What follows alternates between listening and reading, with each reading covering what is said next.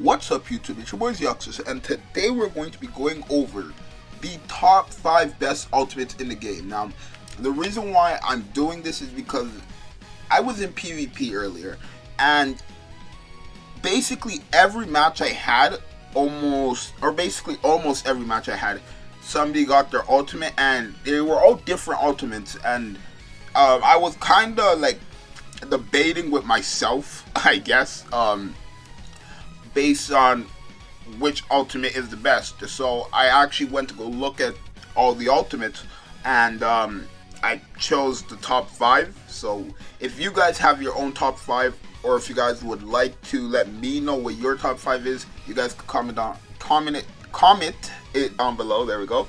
And I'll read it. So let's get into it. So our first person is actually LV. Now, I know what a lot of you guys are saying. A lot of people will be like, oh, he should be number 1. No, and I'm going to explain. He is 5. I would give him that because, you know, I'll give him that. But no, not 1. Now, his ultimate inflicts secret technique, which is secret technique is 20% additional, or 20% additional damage per hero skill. So if he has, let's say, like 3 of these skills, like his second skill in hand, and he has his ultimate, he gets 60%. Basically, that's what that means. If you don't understand, right? So inflict secret technique damage equal to 300% of an attack on all enemies, and deals damage with attribute advantage regardless of attribute. So what this means is that he's super effective against all types. Now, this is obviously at 6 out of 6 one of the most broken ults ever, right? 300%. The highest multiplier is what, 450? Not bad, right? But he can get the job done, especially since he has secret technique on his ultimate. So his ultimate will be able to get the job done 1000%. 1000%. So there is that.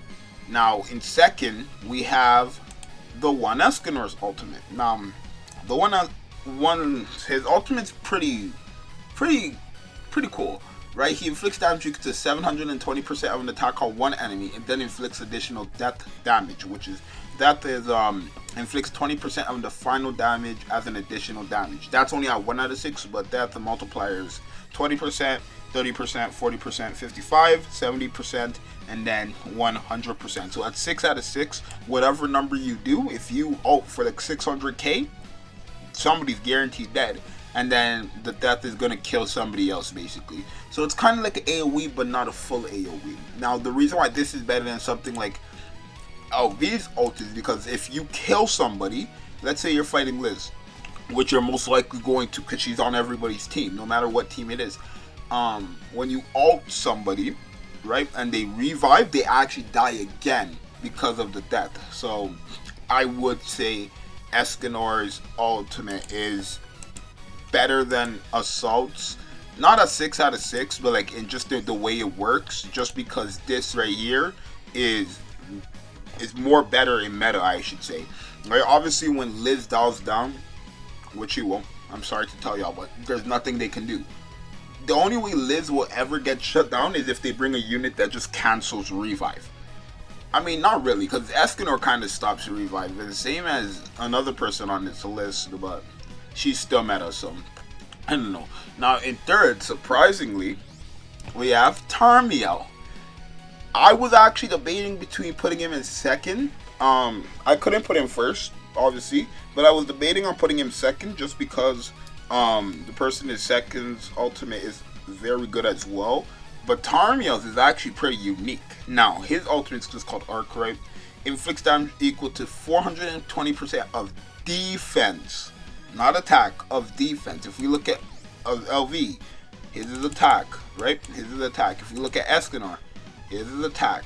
Tarmiel is the only unit in the game, and this is why I love Tarmiel so much. I think Tarmiel is one of the most unique units in the game because his ultimate is the first ultimate. I'm positive to be based on defense, right? On all enemies, and restores HP of the allies by 30% of the damage dealt. Now, that's wild. Reason being is, and I'm going to explain. You guys might be like, Oh, that's like any other ultimate. No, it's not. And I'm going to show you guys why. Let me pull up Tarmiel real quick. Let's go here. Pull up Tarmiel. Think of it like this. Right? Let me actually pull up LV first. When you're, have the attacking ultimate, right? Hold on. Here. Like, look at this. When you have, your casual attack defense set, right? If you look, you have to have 4 attack pieces, right, for you to get the 20% attack, and then 2 defense pieces to get the 20%. So the maximum you can get for attack set is only 20%. Right? That's the maximum you can get for an attack set. Same as HP. You have to have 4 pieces in order to get the 20%. So realistically, LV, right? He's supposed to hit hard because obviously his attack is going to be high, right? With the attack thing. But because Tarmiel's is based on defense, right? And in terms of cosmetics, or not cosmetics, but in terms of gear, defense, right? They're all 20%, but you only get 20% for 2. So 2 defense pieces equal 1 20% piece, I guess, basically. So because you can have up to 6 equipment on a character, I get up to 60% defense. I get 60% extra defense. So realistically, my defense is going to be much higher than my attack, right? And I know everybody, including myself, says out of defense, attack, and HP, defense is the worst. Now that is the case. Well, for Tarmiel, it's practically the best. I would still say HP is the best for him, but defense is practically the best, right? Because you can't compare cosmetics, right? Attack cosmetics and defense cosmetics, they both have, their the same stats, right? 180, 180, right? So there is that. Now also, if you look at his let me go back to my Tarmiel real quick before we go on to the next character. If you look at Tarmiel, right? These are his defense pieces, right? 13.4. This is only 8.7. I need to re-roll that. Like, it's not good. But my guy is sitting at 12k defense. 12k defense because of the 60% he's getting. Now look at somebody like LV. Let's look at somebody like LV who actually has a max piece on the weapon. So this is going to be in LV's favor. But my LV, right? He's only 4 out of 6, so nothing crazy, right? Max war gear, 15% on both attack pieces, 13k. 13.7k was that it? No, 13.27k. So defense is it actually is better than attack in terms of the 20% because you can get up to 60 for defense while you can only get up to 24 attack. So that's why I put Tarmiel here, because he also heals, right? My Tarmiel right now actually hits like a 6 out of 6. If I get this off, you're most likely dead from the defense I get from my Guild Thunder and the defense food. So it's insane. Next we have Goddess Liz. Now Goddess Liz, obviously her ultimate's a whole kit basically, right?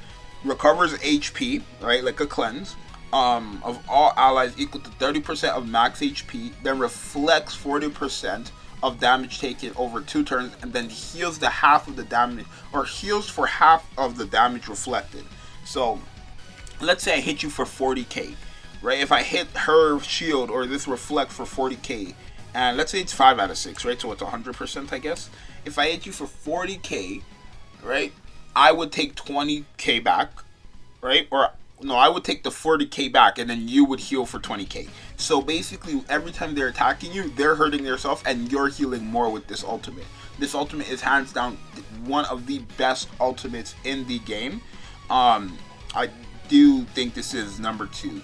Now, I cannot put this number 1 because, surprisingly, and this is no meme, Festival King has the best ultimate in the game. I understand we meme and clown about Festival King being like basically a puppet because you need Hendrickson for him to work, but his ultimate, we cannot lie with the results. Inflicts damage equal to 300% of an attack on all enemies and gains Abyss effect and takes 50% less damage for 2 turns.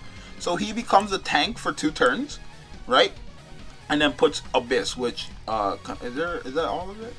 Okay, so Abyss inflicts additional damage equal to 60% of the damage dealt on all enemies at the start of the enemy's turn. Once applied the Abyss effect, Once applied the Abyss effect on the last used hero, basically. And I think there is an Abyss multiplier. So at 6 out of 6, it's 60%. Basically, this kills the revive.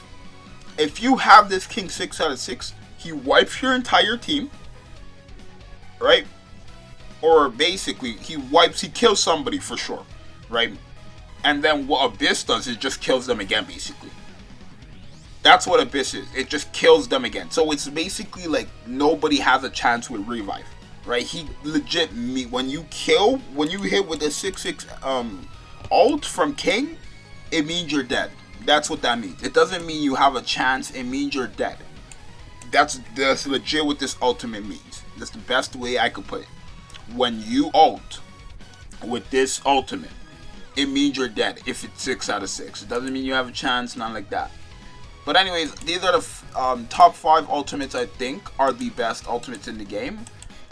If there was anything I would change, nah, I don't think I'll change anything. But honorable mentions, I'd probably say Ludo, because he gives himself like a shield of any amount he wants, basically, depending on the damage. And I would also say, that's it. I mean, you guys probably want to hear Sariel, but Sariel's ultimate is like everybody, or not everybody else's, but it's like Arthur's. It's just the Sever card. It's not impressive. But yeah, anyways, that's the end of the video. I'm out. Hope you guys enjoyed it, and see you guys in the next one. I'm out. Later. Peace.